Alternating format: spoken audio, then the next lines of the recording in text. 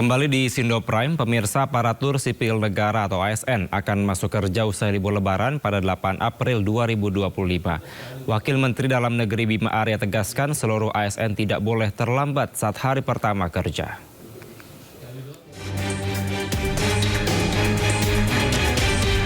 Wakil Menteri Dalam Negeri Bima Arya Sugiarto menyebut seluruh aparatur sipil negara harus masuk tepat waktu pada hari pertama setelah libur lebaran 2025. Hal tersebut disampaikan oleh Bima Arya usai hadiri open house di Komplek Widya Chandra, Kebayoran Baru, Jakarta Selatan. Bima menyampaikan bahwa ASN tidak bisa bersantai-santai dan harus siap bekerja pada hari pertama masuk kerja dan harus tepat waktu. Nggak bisa santai-santai. Itu gimana Pak Wamen? Ada sanksi atau apa? Hari pertama kerja itu tradisinya adalah halal bihalal semuanya. Nah itu harus on time. Halal bihalal itu di samping silaturahmi juga untuk memastikan bahwa semuanya siap bekerja di hari pertama. Tanggal 8 itu seluruhnya kepala daerah, ya kantor-kantor kementerian itu hari pertama itu halal bihalal. Jadi jangan telat lah. Kegiatan pertama di hari pertama bekerja setelah libur lebaran 2025 ialah tradisi halal bihalal seluruh perangkat di kementerian dan lembaga. Dari Jakarta, Den Helmi Sajangbati, iNews melaporkan. Pemirsa, momen libur lebaran, Taman Mini Indonesia Indah masih menjadi tempat wisata favorit warga di sekitar Jakarta. Sejak Kamis pagi, kawasan Taman Mini Indonesia Indah yang berada di bawah naungan Holding in Journey Destination Management masih dipadati warga yang akan berlibur. Beberapa anjungan daerah, wahana kereta gantung hingga taman burung menjadi tempat favorit yang banyak dikunjungi warga. Jumlah pengunjung yang berwisata ke Taman Mini Indonesia Indah telah lebih dari 13.000 wisatawan. Guna mengejar target pengunjung sebanyak 120.000 selama momen libur lebaran dalam sepekan ini, manajemen Taman Mini Indonesia Indah tidak menaikkan harga tiket. Bahkan juga menyediakan beberapa tiket promo untuk beberapa wahana.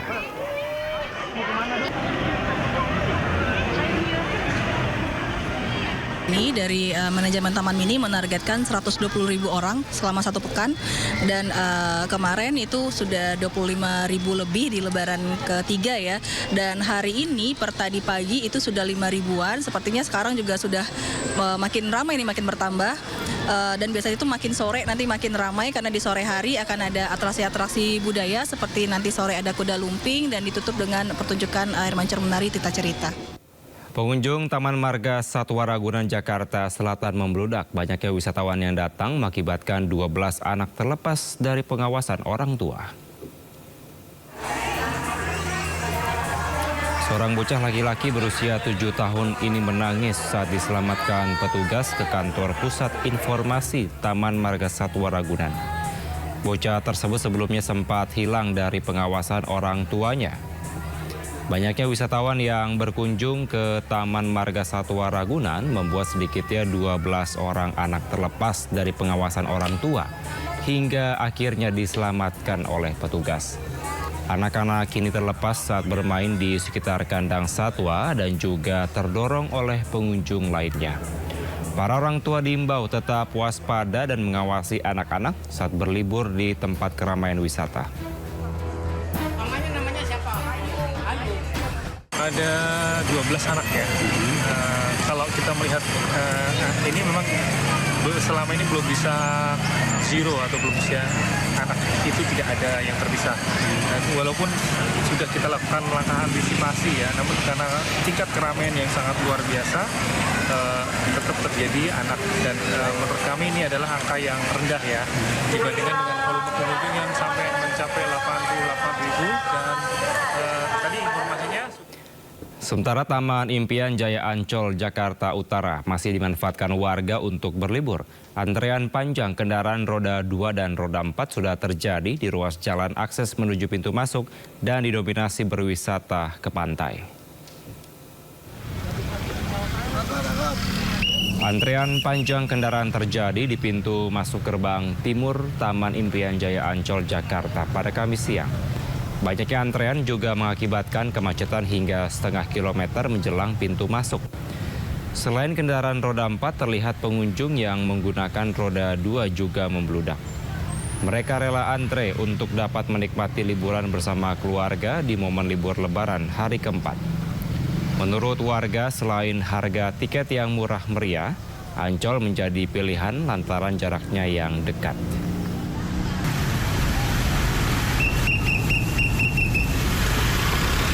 Pemirsa, moda transportasi kereta komuter lain dimanfaatkan warga dan pemudik lokal untuk berwisata dan bersilaturahmi ke sanak saudara selama momen libur Lebaran.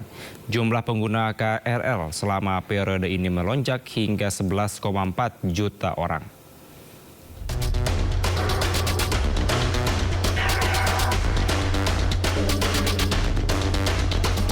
Tingginya antusiasme warga yang ingin berlibur maupun bersilaturahmi ke rumah kerabat di momen libur Lebaran membuat jumlah pengguna kereta komuter lain mengalami lonjakan. Tercatat selama masa angkutan Lebaran sejak 21 Maret hingga 1 April 2025. Jumlah pengguna komuter lain melonjak hingga 11,4 juta orang. Dengan angka rata-rata perharinya sebanyak 950.000 pengguna KRL.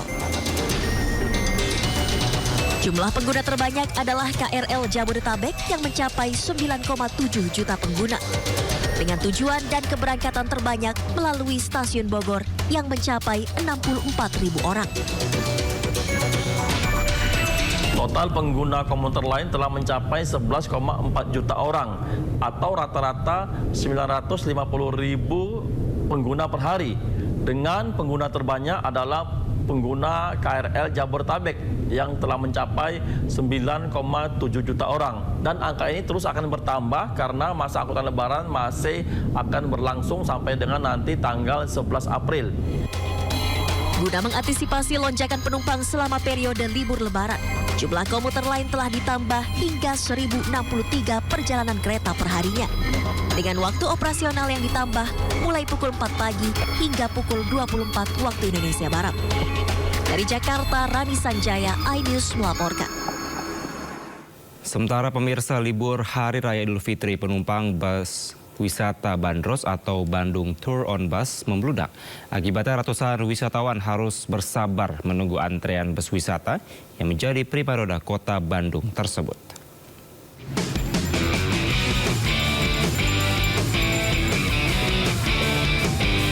Puluhan warga mulai dari anak-anak, remaja hingga lansia mengantri untuk naik bus wisata Bandros di depan Taman Alun-Alun Jalan Dalam Kaum, Kota Bandung, Jawa Barat. Sejak Lebaran kedua, bus wisata Bandros kembali menjadi primadona wisatawan yang tengah menghabiskan masa liburan di Kota Kembang. Bahkan, mereka rela antri berjam-jam hanya untuk bisa berkeliling menggunakan bus wisata sambil melihat tempat-tempat bersejarah di Kota Bandung. Tidak hanya warga lokal, tidak sedikit wisatawan dari luar daerah yang sengaja datang berlibur untuk bisa naik bus unik yang satu ini. Karena pengen tahu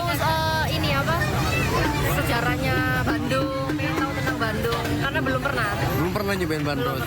Barusan nunggu lama nggak sih? Iya, lumayan lama. Lumayan lama. Antrinya juga banyak. Gimana nih lihat suasana antrian panjang kayak gini, kesel nggak sih sebetulnya? Kesel sih, tapi untung adem.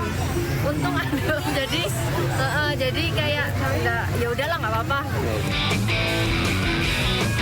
Di shelter Bandros Alun-Alun, Dinas Perhubungan Kota Bandung sendiri menyediakan 6 unit armada wisata Bandros, di mana setiap harinya dibatasi untuk 500 wisatawan. Namun tidak menutup kemungkinan disediakan armada tambahan jika pengunjung terus mempeludak. Bus dengan kapasitas 25 orang ini beroperasi setiap hari, mulai pukul 8 pagi hingga pukul 4 sore. Bagi wisatawan yang penasaran berkeliling Kota Bandung menggunakan Bandros, harus datang lebih awal agar tidak mengantri terlalu lama untuk mendapatkan tiket. Dari Bandung, Jawa Barat, Billy Maulana, iNews melaporkan. Pemirsa, bagi Anda yang berencana ke kawasan Lembang, Bandung, sebaiknya berpergian sejak pagi karena potensi kemacetan di sejumlah titik pada sore hari. Untuk mengurai kepadatan, petugas kepolisian terapkan sistem kontraflow di Simpang Ledeng.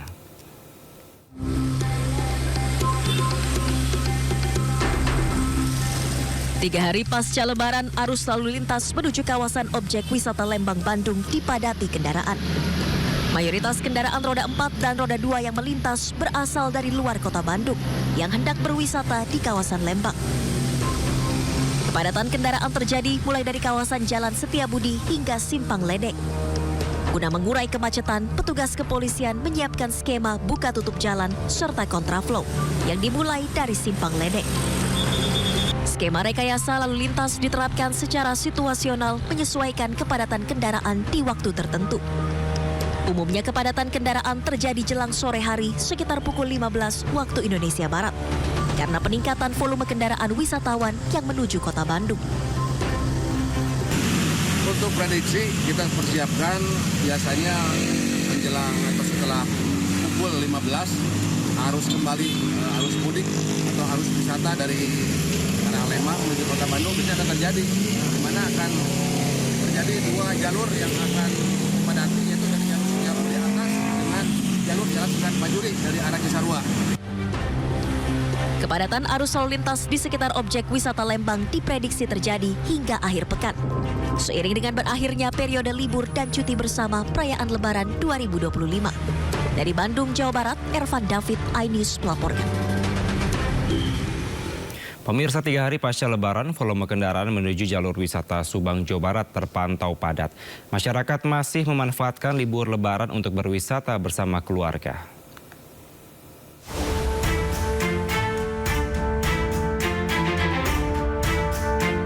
Arus lalu lintas di jalur wisata Subang, Jawa Barat pada H+3 Lebaran terpantau masih padat. Volume kendaraan menuju tempat wisata di Sariater, Subang masih cukup tinggi. Tingginya volume kendaraan mengakibatkan kemacetan di sejumlah titik, mulai dari pintu masuk wisata Sariater, De Castello, Tanjakan Cijambe, hingga penyempitan lajur di Ranggawulung. Pada musim libur Lebaran, wisata di Sariater Subang menjadi primadona untuk dikunjungi masyarakat. Adanya tempat wisata baru seperti Astro De Castello hingga The Ranch menambah padatnya jalur wisata. Untuk mengurai kemacetan, Satlantas Polres Subang menerjunkan personil tambahan. Kalau kita lihat bahwa masyarakat yang akan berkunjung di tempat wisata khususnya Cagak cukup meriah untuk di siang ini, kami dari jajaran Satlantas Polres Subang menambah tim urai 10. Kami menarik 10 tim urai anggota kami dari jalur tol, karena kita ketahui jalur tol sekarang sudah berkurang. Kami menambah di titik-titik rawan travel spot, terutama di wilayah Ranggawulung ini, dari 2 kendaraan menjadi 1 lajur. Polisi mengimbau kepada masyarakat yang hendak berwisata ke Sariater Subang agar menyiapkan kendaraan yang prima. Dikhawatirkan kendaraan mogok karena kondisi jalan yang menanjak. Dari Subang, Jawa Barat, Yudi Heriawan, iNews melaporkan.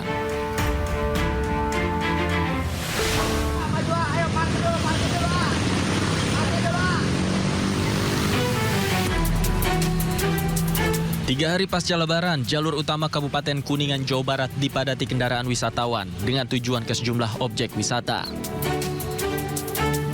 Bahkan, kemacetan panjang juga terjadi di ruas jalan utama Desa Manislor, di mana ada salah satu tempat objek wisata pilihan para wisatawan.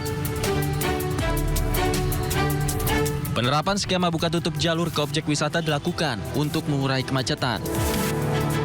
Tak sedikit kendaraan wisatawan yang ingin berlibur terpaksa parkir di bahu jalan. Dari Lebaran kedua, ya udah penuh. Kapasitasnya emang sudah nggak nampung? Ya, nggak nampung. Jadi sistemnya buka tutup aja gitu. Buka tutup di luar ya? Di luar. Jadi yang pemudik, wisata yang ingin masuk di pinggir-pinggir? Ya, di bahu jalan gitu. Di bahu jalan. Ya. Karena memang kondisinya kenapa sih? Parkiran penuh. Sudah penuh ya? Ya, sudah. Kondisi ini diprediksi akan terus terjadi hingga hari Minggu mendatang. Dari Kuningan, Jawa Barat, Miftahudin, iNews melaporkan. Pemirsa, 3 hari usai Lebaran, Pantai Carita Pandeglang, Banten ramai oleh ribuan pengunjung yang sengaja datang sejak pagi agar bisa menikmati ombak. Namun pemirsa, bagi Anda yang berwisata ke pantai tentunya tetap harus berhati-hati. Petugas pantai mengaku sudah ada 15 wisatawan yang terseret ombak.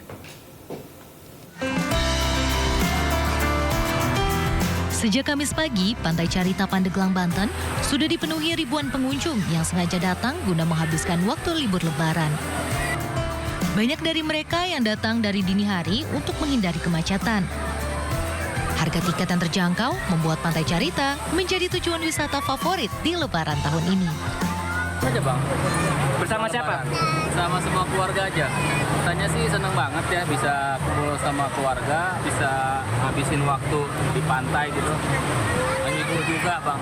Tadi satu mobil, kita kan 2 mobil, satu mobilnya itu 100.000 bang. 100.000. Nah menurut abang itu murah apa mahal sih bang? Murah bang. Banyak wisatawan, terutama anak-anak yang bermain di tengah ombak lalu terseret arus pantai. Penjaga pantai yang memantau kondisi di lapangan langsung mengevakuasi mereka. Setidaknya sudah ada 15 anak yang terseret arus pantai. Arusnya kenceng, terus kayaknya sedang pasang. Dan banyak pengunjung, banyak yang terbawa arus. Alhamdulillah dapat terselamatkan semuanya. Nah pemirsa, bermain di pantai menjadi pilihan seru untuk mengisi waktu liburan. Namun bagi Anda yang mengajak anak-anak diharapkan untuk selalu mengawasi dan menjaga buah hati Anda agar tidak bermain terlalu jauh ke tengah pantai. Dari Pandeglang, Banten, Iskandar Nasution melaporkan. Ratusan kendaraan roda 4 truk dan juga bus tujuan Anyar Carita Pandeglang, Banten terpantau ramai. Pihak kepolisian memberlakukan sistem buka tutup jalur hingga mengakibatkan kemacetan sepanjang lebih dari 1 kilometer.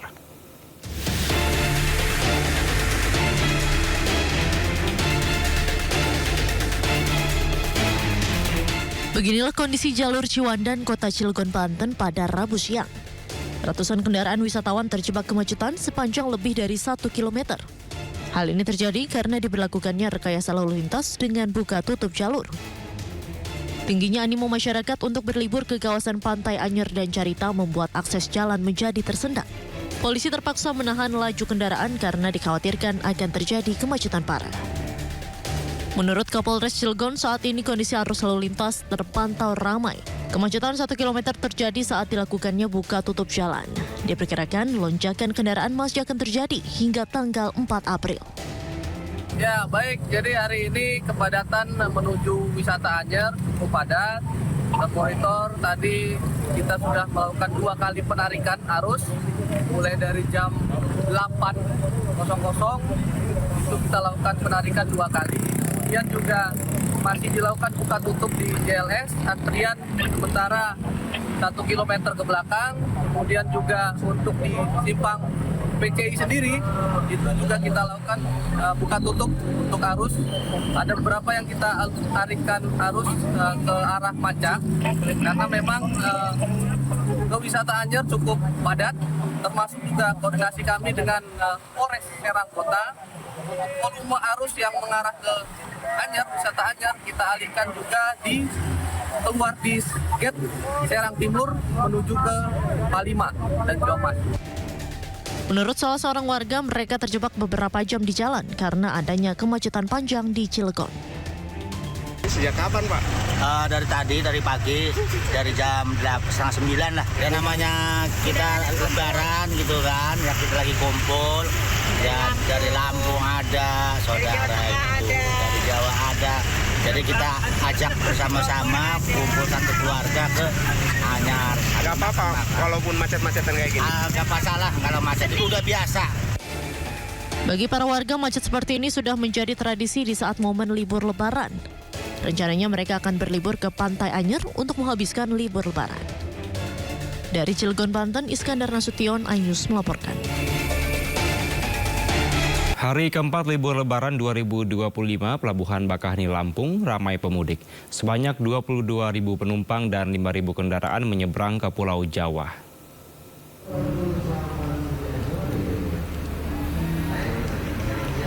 Empat hari pasca Lebaran 2025, Pelabuhan Bakaheni masih ramai pemudik pada Kamis malam. Sejak sore, keramaian terlihat di pintu masuk pelabuhan hingga menuju pintu dermaga. Berdasarkan data 3 April, sekitar 22.000 menyeberang dari Sumatera ke Jawa. Di periode yang sama, hampir sekitar 5.700 kendaraan menyeberang dari Bakaheni. ASDP memberlakukan diskon tarif khusus arus balik Bakaheni Merak sebesar 21% hingga 36% untuk berbagai kategori kendaraan.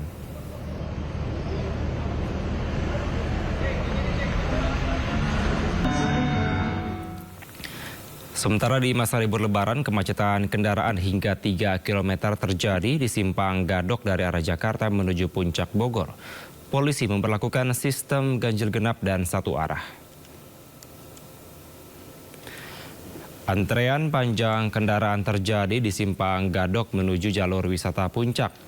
Kemacetan sepanjang sejumlah kilometer ini pemirsa mulai dari pintu keluar dan tol Ciawi. Selain bersilaturahmi ke keluarga, banyak pengunjung berlibur ke sejumlah tempat wisata. Jalur Puncak menjadi jalur perlintasan pemudik baik dari Jakarta menuju Bandung maupun arah sebaliknya.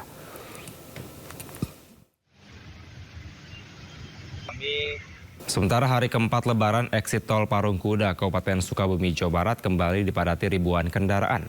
Lonjakan volume kendaraan dari eksit tol Parungkuda ini menyebabkan kemacetan hingga 2 km menuju arah kota Sukabumi.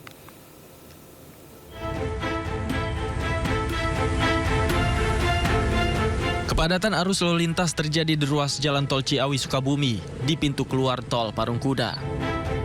Peningkatan volume kendaraan terjadi karena banyaknya wisatawan yang manfaatkan cuti bersama untuk berlibur ke kawasan pantai Pelabuhan Ratu. Arus lalu lintas kendaraan yang didominasi dari luar kota ini padat merayap di sepanjang jalur arteri Parungkuda Cibadak. Akibatnya, antrian kendaraan mengular sejauh 2 km, mulai dari eksit tol Parungkuda hingga simpang Cikidang. Banyaknya pengendara yang beristirahat di rest area SPBU Ongkra juga menjadi salah satu penyebab kemacetan di jalur ini. Mau jalan-jalan ke pantai, bawa keluarga. Kenapa Pak harus ke Pelabuhan Ratu Pak? Ya deketan, saya tinggal di Bogor. Dari mana Pak? Dari Bogor. Dari Bogor. Ini kan macet nih, gimana nih perjalanannya? Ya pelan-pelan aja, merayap. Tadi jam berapa dari Bogor? Dari jam berapa? Jam 5 tadi. Jam 5? Ya. Peningkatan volume kendaraan yang terjadi di eksit tol Parungkuda ini diperkirakan akan terus terjadi hingga malam hari. Satlantas Polres Sukabumi melakukan rekayasa lalu lintas untuk mengurai kemacetan di jalur ini. Dari Sukabumi, Jawa Barat, Budi Setiawan, iNews melaporkan. Pemirsa, gelombang arus kendaraan roda 2 meningkat di jalur arteri Pantura, Cirebon, Jawa Barat. Meningkatnya volume kendaraan membuat macet hingga 3 km. Kemacetan panjang ini terjadi di ruas jalur arteri Pantura, Simpang 4, Pemuda Kota Cirebon. Pemudik roda 2 yang bergerak dari arah Jawa Tengah menuju Jabodetabek hanya bisa berjalan lambat dengan kecepatan di bawah 10 km per jam. Guna mengantisipasi kemacetan, petugas kepolisian dari Polres Cirebon Kota melakukan rekayasa arus lalu lintas dengan buka tutup jalur. Diperkirakan gelombang arus balik kendaraan roda 2 akan terus meningkat hingga malam hari.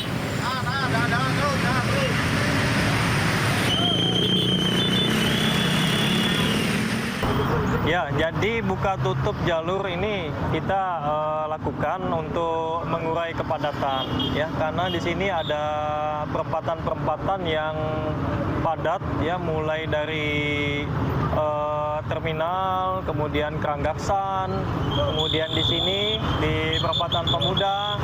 Ya, ini merupakan perempatan-perempatan yang menjadi prioritas bertemunya kendaraan yang lewat, ya, untuk arus mudik maupun arus balik dengan warga Kota Cirebon.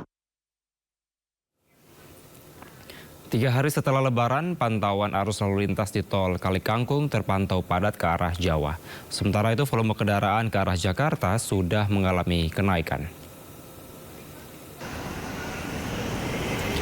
Arus balik di gerbang tol Kalikangkung terpantau ramai dan mulai padat. Kepadatan kendaraan tampak dari arah Jakarta ke Jawa. Sementara volume kendaraan arah Jakarta sudah mulai tampak ramai namun tetap lancar. Hingga sejauh ini belum diberlakukan rekayasa lalu lintas. Penerapan one way rencana diberlakukan secara bertahap dari lokal hingga nasional.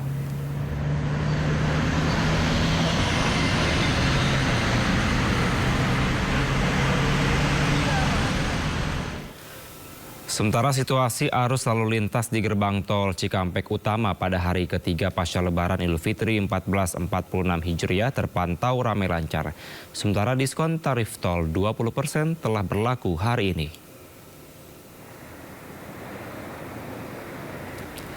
Hingga siang tadi tercatat 44.000 kendaraan memasuki gerbang tol Cikampek Utama menuju ke Jabodetabek. Meski arus balik belum terpantau naik signifikan, sejumlah kendaraan pribadi terlihat memadati gardu tol menuju Jakarta. Dari 30 gardu tol aktif, gerbang tol Cikampek Utama memberikan akses sebanyak 19 gardu tol untuk arus balik menuju Jakarta.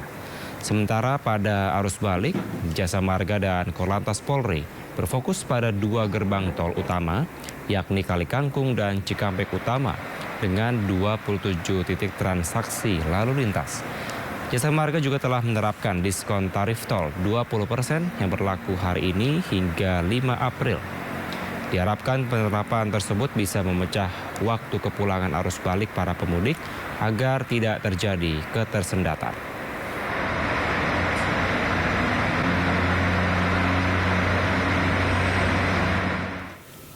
Untuk menghadapi kepadatan arus balik Lebaran, Korlantas Polri mulai menerapkan one way lokal dari KM 188 hingga KM 70 sore ini. Berdasarkan data volume kendaraan menjelang puncak arus balik menuju Jakarta yang sudah mulai meningkat sejak Kamis pagi, polisi mulai memperlakukan rekayasa lalu lintas. Untuk tahap awal, Korlantas Polri memberlakukan one way lokal dari KM 188 hingga KM 70 yang mengarah ke Jakarta. Pemberlakuan one way lokal ini dimulai pada Kamis sore.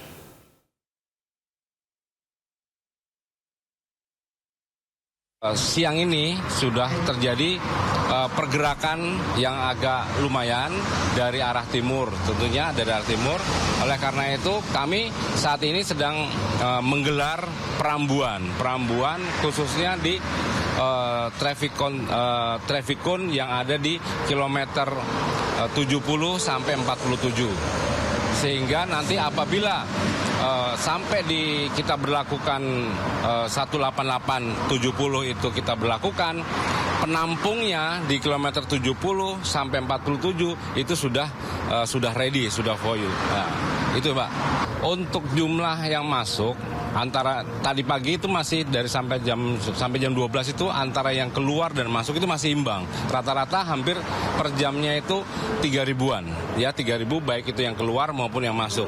Namun di atas jam 12 tadi di traffic counting yang ada di Palikanci itu sudah kurang imbang. Jadi yang masuk ke arah Jakarta itu sudah sekitar 3.500-an, namun yang keluar itu sudah 1.500-an. Sehingga kita sudah langsung persiapan untuk menerima arus lalu lintas yang dari arah timur ke Jakarta. Tentunya itu persiapan dari hasil penghitungan tadi. Nanti akan mungkin 1-2 jam ke depan itu akan kita berlakukan one way lokal dari 188 ke 70. Namun untuk menerima one way lokal itu tentunya di 70 sampai 47 sepanjang Cikampek itu harus kita persiapkan dulu tempatnya, wadahnya, sehingga tidak ada tersendatan. Hadapi arus balik Lebaran, pemerintah telah menyiapkan sejumlah antisipasi untuk mengatasi penumpukan kendaraan. Pemerintah pastikan terus bersiaga selama arus balik Lebaran.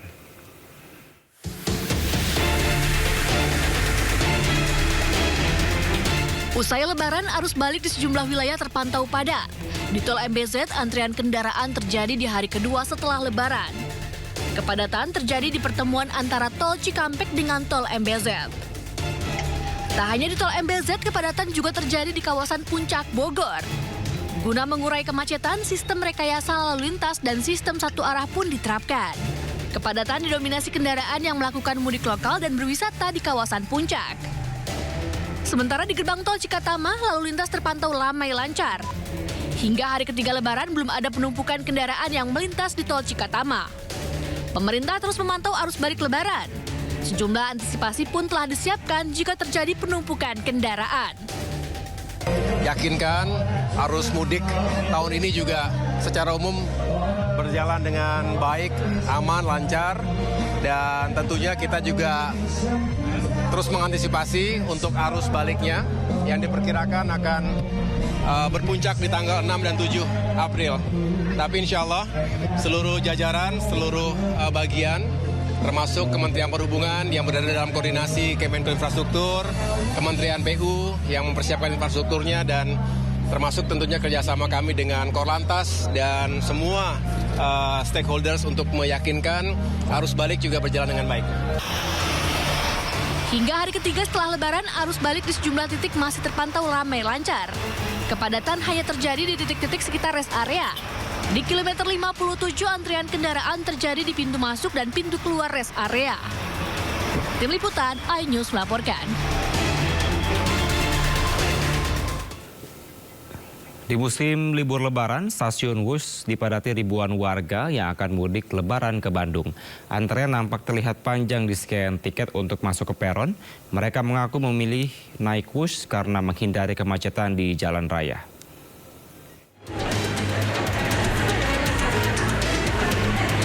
Ribuan pemudik silih berganti memadati stasiun kereta cepat Wush di Stasiun Halim, Jakarta Timur. Kepadatan calon penumpang terlihat pada antrian scan tiket untuk masuk ke peron stasiun. Ramainya penumpang juga terlihat di ruang tunggu sebelum check-in naik kereta cepat Wush. Mereka memilih mudik 2 hari pasca Lebaran dengan kereta cepat Wush. Tujuannya untuk menghindari kepadatan dan kemacetan jika mudik menggunakan transportasi lain saat Lebaran. Saya mau ke Bandung, tepatnya ke Arca Manik. Mau ngapain tujuannya? Mau kumpul keluarga besar suami. Kenapa sih Pak memilih bus ini kereta cepat ini Pak? Karena biar lebih cepat sampai, karena pengalaman tahun lalu saya kena macet di Cipularang sampai 6 jam, sampai 8 jam gitu. Jadi lebih memilih naik bus untuk tahun ini. Naik bus aja ya? Iya. Harga tiket kereta cepat Wush dinilai murah oleh para calon penumpang, yaitu dengan harga Rp275.000 untuk sekali perjalanan. Dari Jakarta, Rio Manik, iNews melaporkan. Hari ketiga pasca Lebaran, stasiun Senen mulai dipadati penumpang yang baru kembali dari kampung halaman. Sedikitnya ada 48.000 pemudik tiba di area Daop 1. Dan berikut laporan Hadisti dan juru kamera Koirudin Novandwi. Suasana terkini yakni H+3 Lebaran di Stasiun Senen Jakarta ini terpantau ramai, terpantau padat baik penumpang yang tiba maupun juga yang akan berangkat. Nah, keramaian ini didominasi oleh penumpang yang tiba usai melakukan aktivitas mudik pada Lebaran 2025 lalu. Dan untuk hari ini saja dijadwalkan sebanyak 48.000 penumpang yang akan tiba di area Daop 1 Jakarta yakni Stasiun Senen dan juga di Stasiun Gambir, kemudian juga di stasiun-stasiun lainnya seperti Stasiun Cikarang, Stasiun Cikampek, dan juga Stasiun Bekasi. Dan jumlah ini juga diperkirakan akan terus meningkat, akan terus mengalami kelonjakan penumpang, bahkan hingga ke puncak arus balik yang diprediksi ini akan terjadi pada tanggal 5 hingga tanggal 7 April nanti. Nah, selain kedatangan yang mendominasi keramaian di Stasiun Senen Jakarta ini, keramaian ini juga diisi oleh keberangkatan yang mana masyarakat ini ada yang baru memulai aktivitas mudik mereka pada pasca Lebaran. Hari ini terdata sebanyak 24.000 penumpang yang diberangkatkan dari KAI Daop 1 Jakarta, baik ini yang berangkat dari Stasiun Senen maupun juga dari Stasiun Gambir. Memang kalau kami melihat tampaknya antusias mudik ini juga masih tinggi pada pasca Lebaran ini, terlihat dari jumlah penumpang yang diberangkatkan di H+3 ini untuk aktivitas mudik mereka. Dan secara keseluruhan pada periode masa angkut Lebaran 2025 ini, PT KAI Daop 1 Jakarta ini sudah mencatat terjual sebanyak 800.000 tiket yang menunjukkan okupansi ini mencapai 76% dari total ketersediaan yakni 1.048.000 tiket. Dan hingga 11 April nanti tiket yang tersisa ini hanya di 248 yang dapat dibeli, baik itu keberangkatan dari Stasiun Senen maupun juga dari Stasiun Gambir. Pemirsa, suasana arus balik ribuan penumpang kereta api pada Kamis siang memadati stasiun Yogyakarta. Rata-rata penumpang akan kembali dengan tujuan ke Jakarta, Bandung, Surabaya setelah mudik liburan lebaran di Yogyakarta. Pada hari keempat lebaran ini, PT KAI Daob 6 memberangkatkan sekitar 28.000 pemudik ke berbagai daerah.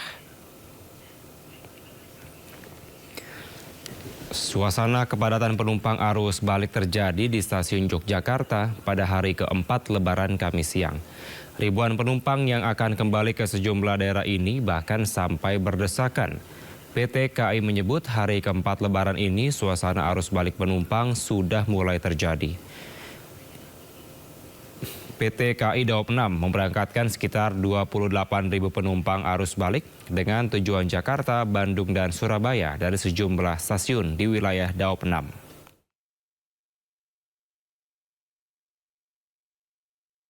Hari ini pada tanggal 3 April 2025 sudah menunjukkan suasana arus balik di stasiun Tugu Yogyakarta dan juga di Daob 6 Yogyakarta. Pada hari ini Daob 6 Yogyakarta akan memberangkatkan sekitar 28.000 pemudik yang berangkat dari berbagai stasiun di wilayah Daob 6 Yogyakarta. Adapun arus balik di stasiun Yogyakarta dan juga Daob 6 sudah mulai terlihat sejak Ratusan penumpang terlihat kembali di Bandara Internasional Soekarno-Hatta, Tangerang, Banten. Arus balik mulai terjadi hari ini dengan jumlah pergerakan penumpang mencapai 151.000 orang dari berbagai kota di Indonesia. Ratusan penumpang di area kedatangan Terminal 1 Bandara Internasional Soekarno-Hatta, Tangerang mulai dipadati dari kampung halaman di berbagai daerah. Mereka memilih kembali lebih awal lantaran tiket pesawat saat puncak arus balik telah habis. Pengelola Bandara Internasional Soekarno-Hatta mencatat sebanyak 151.000 orang melintas di Bandara Soekarno-Hatta atau naik 7% dibandingkan dengan hari biasa dengan rincian 78.000 orang yang datang dan 72.000 orang yang pergi. Tren kenaikan penumpang pada arus balik akan terus meningkat seiring mendekati puncak arus balik Lebaran hingga 7 April mendatang.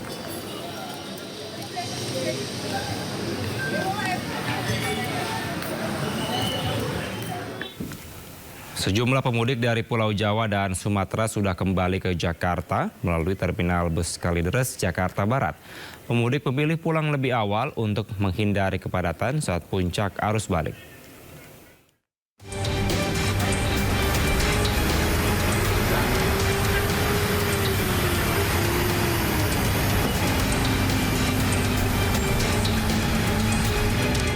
Satu persatu bus antar kota dan provinsi dari sejumlah kota di Pulau Jawa dan Sumatera mulai berdatangan di Terminal Bus Kalideres, Jakarta Barat, Kamis siang.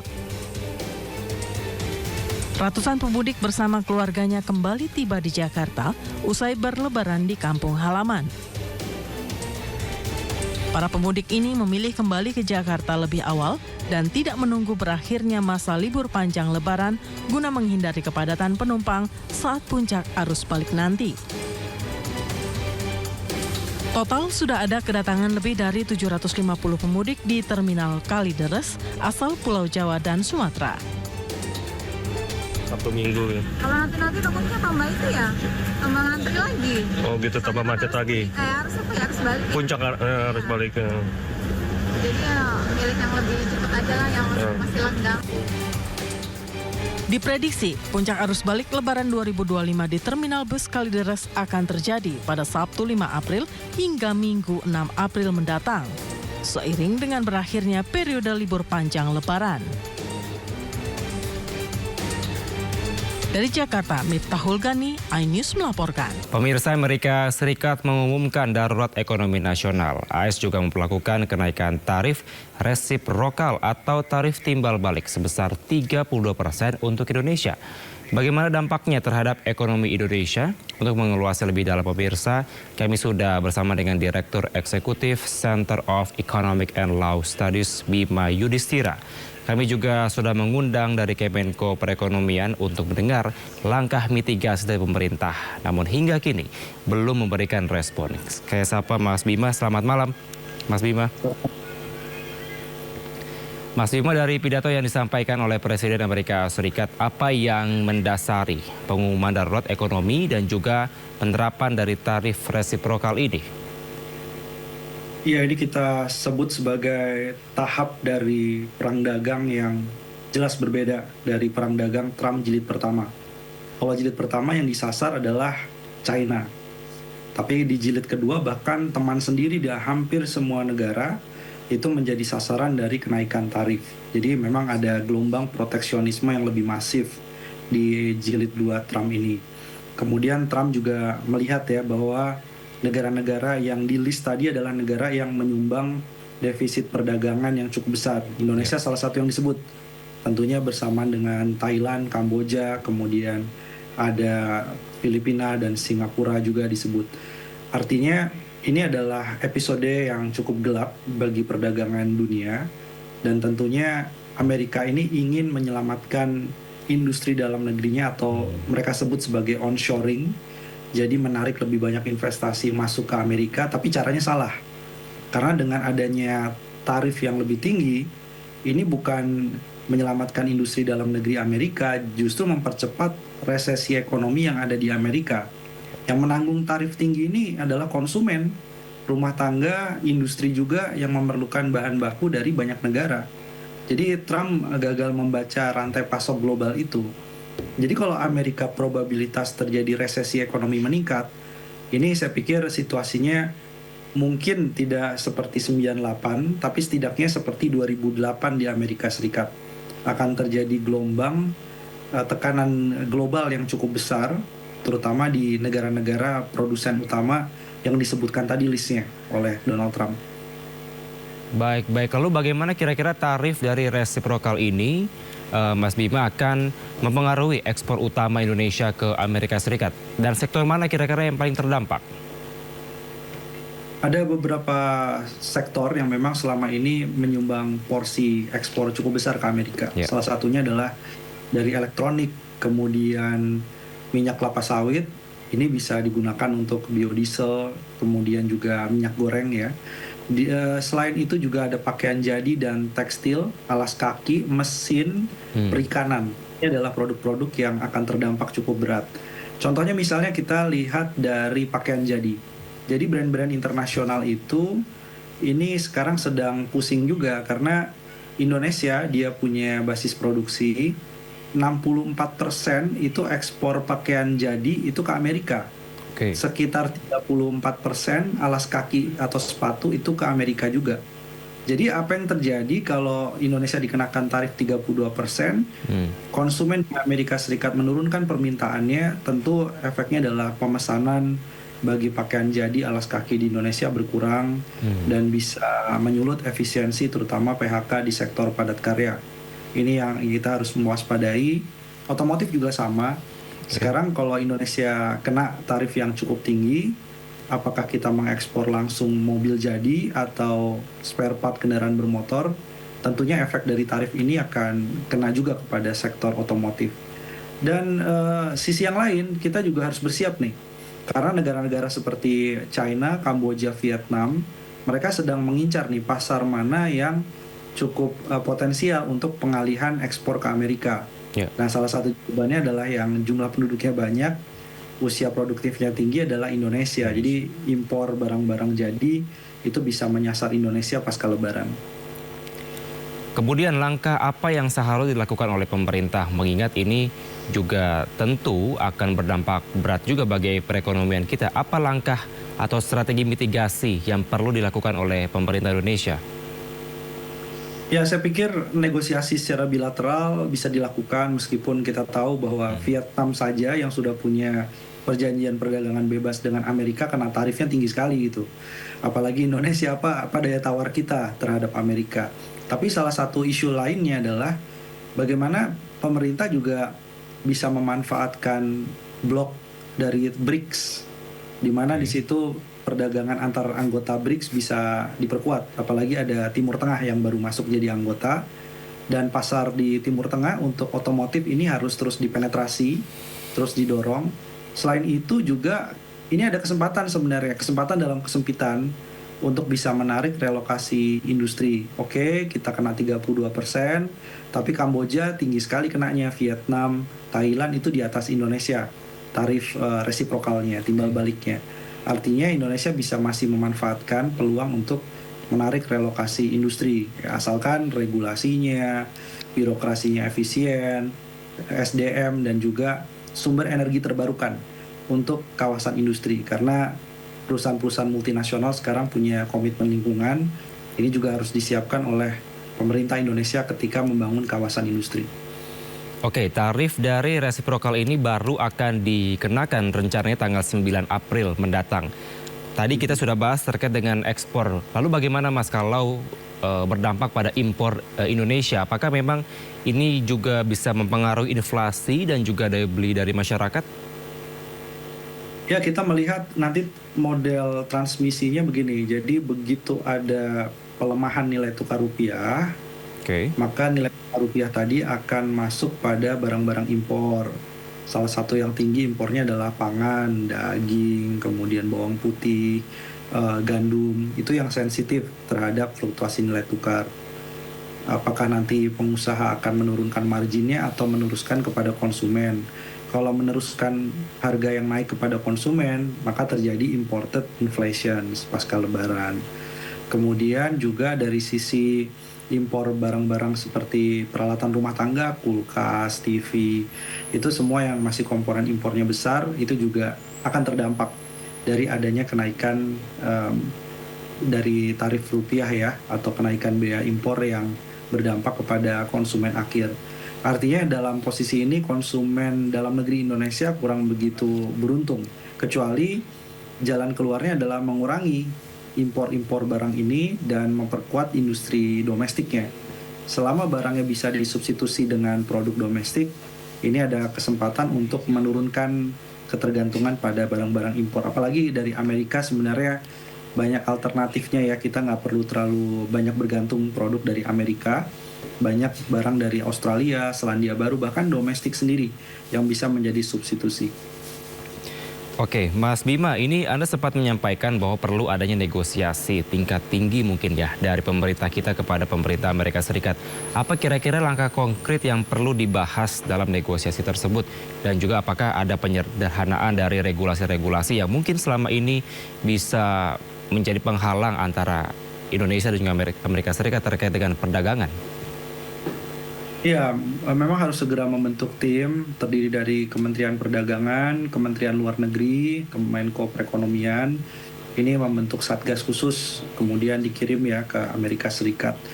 Tentu poin-poinnya salah satunya adalah kalau ada concern dari Amerika soal hambatan non-tarif, misalnya soal TKDN, itu saya pikir kita bisa melakukan negosiasi di sana, tapi harus hati-hati juga. Selain itu juga sebenarnya bisa jadi beyond dari masalah ekonomi. Kita bisa bilang ke Amerika, kalau Anda mengenakan tarif yang terlalu tinggi, jangan salahkan Indonesia akan makin mendekat pada kekuatan BRICS. Dan ini artinya kepentingan Amerika di Laut Cina Selatan akan berkurang. Itu sangat nggak menguntungkan. Atau bisa bilang bahwa yang menjual alutsista bukan hanya Amerika. Ada banyak negara-negara lain kita bisa beli alutsista atau alat pertahanan. Itu daya tawar yang harus kita leverage ketika berdiskusi dengan pemerintah Amerika. Baik, Mas Bima, Anda setujukah dengan pernyataan bahwa defisit perdagangan barang Amerika Serikat secara tahunan ini yang memang bisa berdampak terhadap keamanan dari secara nasional di Amerika Serikat dan juga secara ekonomi? Apakah memang faktor ekonomika saja yang bisa mempengaruhi itu atau bagaimana Anda melihat lebih dalam, Mas Bima? Ya, saya pikir yang terjadi di Amerika Serikat saat ini adalah lebih ke arah emosional dan juga sentimennya adalah sentimen proteksionisme yang seolah-olah Trump harus melakukan ini secepatnya karena dia sudah menjanjikan ini sebelumnya pada waktu kampanye kepada pemilihnya. Dan dengan harapan kalau tarifnya naik, apalagi signifikan, defisit anggaran di Amerika itu bisa ditutup dari penerimaan bea masuk yang lebih besar. Ini logika ekonomi yang sudah banyak dibantah. Padahal dari The Tax Foundation misalnya di Amerika sudah bilang kalau tarifnya tinggi sekali, ekonomi Amerika itu akan turun 0,7%, probabilitas resesinya juga meningkat. Ya semoga alasan-alasan tadi bisa dipatahkan ya dengan data yang memang bilang bahwa tarif ini tidak menguntungkan Amerika. Amerika semakin dikucilkan dari banyak negara-negara sahabatnya sendiri. Baik, ada janji kampanye yang perlu dilakukan begitu ya kira-kira Mas, karena Anda sempat menyampaikan secara emosional dan ingin memproteksi perdagangan di Amerika Serikat. Karena mengingat Amerika Serikat di tahun yang sama, di tahun 2024 ini dari sisi jasa surplus ya Mas, kalau informasinya di tahun 2024 senilai 1,1 triliun US dollar. Jadi tidak hanya dari faktor barang saja tapi dari jasa sebenarnya surplus kalau bisa dilihat dari data ini Mas. Iya, jasa juga surplus, tidak hanya barang ya. Tapi artinya begini, artinya kan soal jasa ini kita juga melihat ya bahwa banyak lembaga keuangan internasional yang basisnya di Amerika juga tertarik membuka cabang atau berinvestasi di Indonesia. Kemudian soal jasa ini juga terkait dengan jasa logistik juga.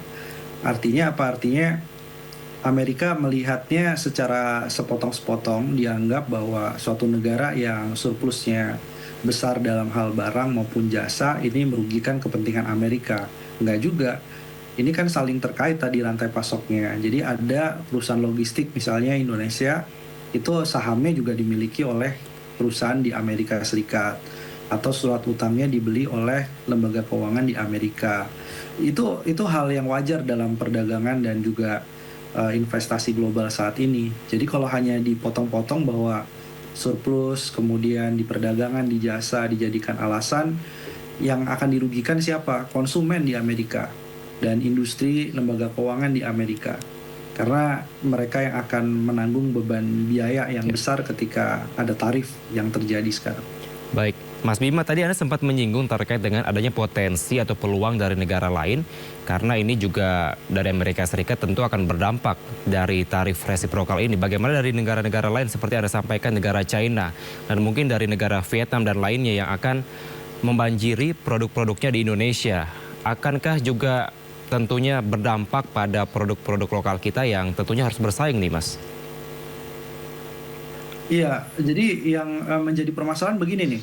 Jadi produk Indonesia ini sebenarnya produk kualitas bagus, terutama di pakaian jadi aparel.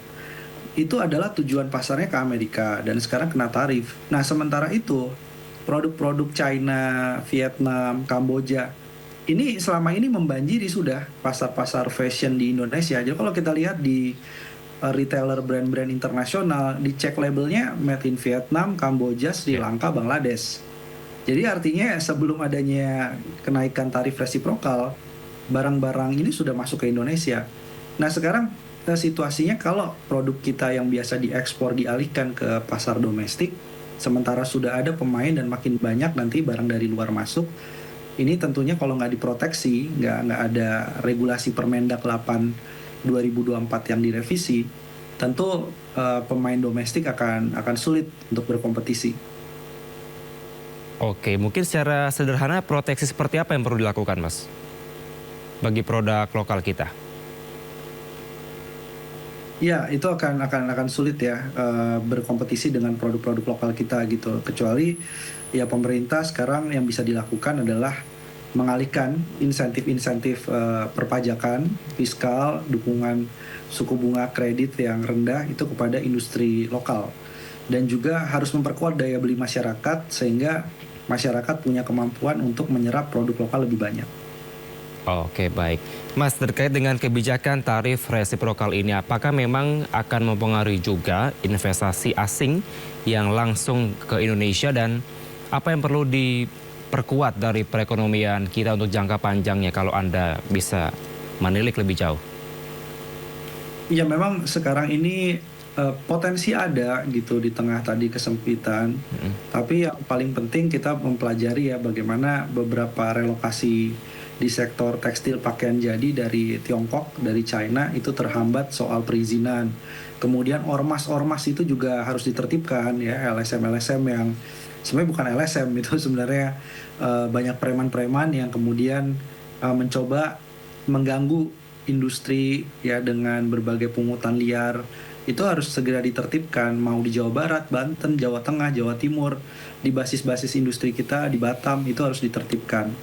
Dan yang paling penting lagi adalah kita berharap banyak bahwa jawabannya ternyata bukan Undang-Undang Cipta Kerja, tapi mungkin perlu ada pendekatan yang lainnya untuk mempercepat proses birokrasi.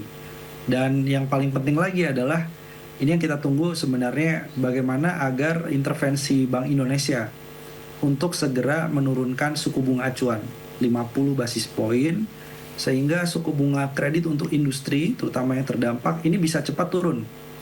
Dan kalau industrinya terbantu dengan suku bunga yang lebih rendah, ini akan lebih menggairahkan lagi investasi-investasi yang mau masuk. Terutama sekarang yang kita butuh memang yang di sektor padat karya. Jadi saya masih melihat ada kesempatan, ada optimisme. Yang penting kita cepat bergerak. Jangan mengulangi kesalahan pada perang dagang jilid pertama nih. Jilid pertama itu Indonesia tidak mendapatkan berkah relokasi industri karena waktu itu nggak siap. Baik, bisa dikatakan ini juga menjadi tantangan tersendiri bagi kita, terutama pasca Lebaran. Ini kan momentumnya memang pasca Lebaran kalau kita bisa lihat lebih dalam ya Mas. Apa yang perlu dilakukan secara konkret dari masyarakat dan mungkin dari para UMKM yang terus digencarkan pemerintah di sisi lain?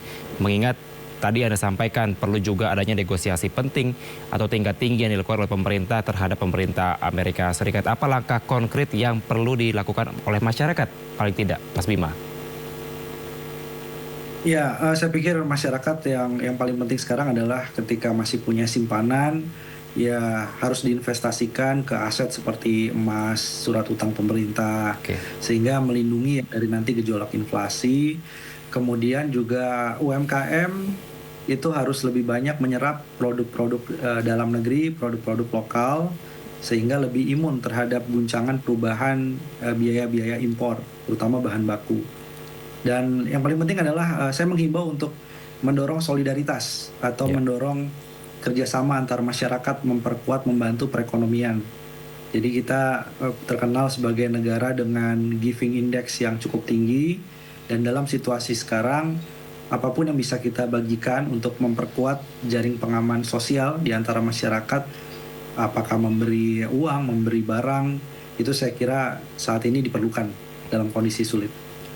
Baik, solidaritas dari masyarakat dan tentunya kita harapkan pemerintah kita dapat bernegosiasi dengan baik dan hasilnya juga setidaknya tidak 32%, paling tidak 10% seperti yang sebelumnya diterapkan dari Amerika Serikat. Terima kasih Mas Bima Yudhistira, Direktur Eksekutif Center of Economic and Law Studies telah bergabung bersama kami di Sindo Prime. Selamat malam Mas, sehat selalu. Selamat malam, terima kasih. Kembali di Sindo Prime, pemirsa, aparatur sipil negara atau ASN akan masuk kerja usai libur Lebaran pada 8 April 2025.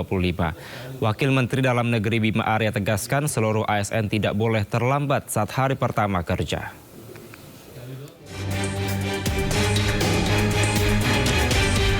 Wakil Menteri Dalam Negeri Bima Arya Sugiarto menyebut seluruh aparatur sipil negara harus masuk tepat waktu pada hari pertama setelah libur Lebaran 2025.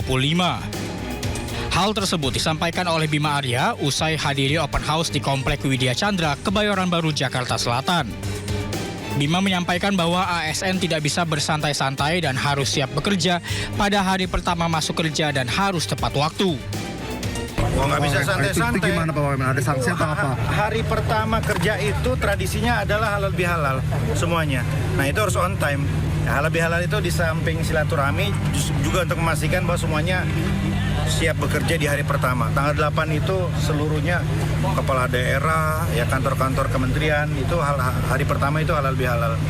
Jadi jangan telat lah.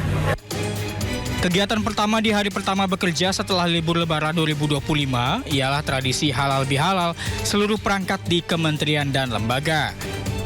Dari Jakarta, Den Helmi Sajangbakti, iNews melaporkan. Pemerintah akan menyediakan 1.000 rumah subsidi untuk wartawan. Rumah tersebut rencananya akan dibangun di Bogor dan juga Banten.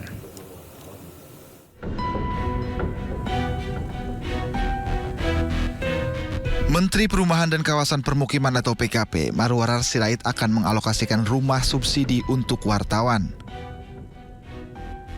Marwarar mengatakan pihaknya mengalokasikan sebanyak 1.000 rumah yang dikhususkan bagi para awak media.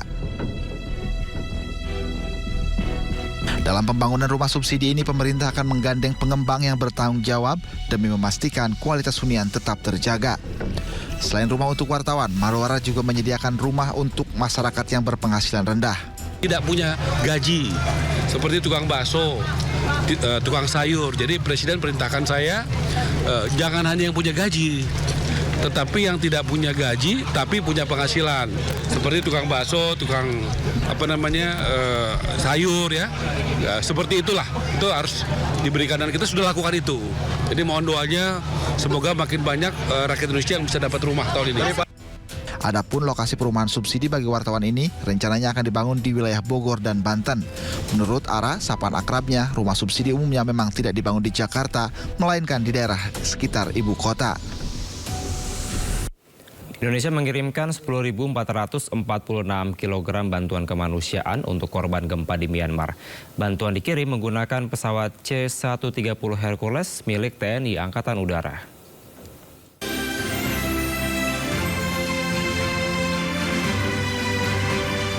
Pesawat milik TNI Angkatan Udara yang membawa bantuan kemanusiaan ini lepas landas dari landasan udara Halim Perdana Kusuma.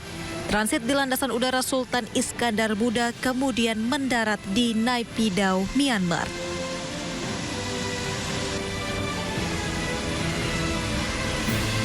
Bantuan seberat 10.446 kg ini mencakup 1 unit truk dari Basarnas, 68 koli tenda pengungsi dari Kemenhan, serta 3 ekor anjing pelacak dari Dipol Satwa. Setibanya di Naypyidaw, bantuan diserahkan ke otoritas setempat untuk didistribusikan ke daerah terdampak gempa. Bantuan kemanusiaan sebelumnya sudah dikirim pesawat C-130J Super Hercules dan bantuan kemanusiaan selanjutnya akan dikirim menggunakan Boeing 737-800. Sebelumnya, gempa berkekuatan 7,7 skala Richter mengguncang Myanmar pada Jumat 28 Maret lalu. Setidaknya 2.000 orang meninggal dunia akibat bencana ini dan menyebabkan kerusakan hebat di Myanmar.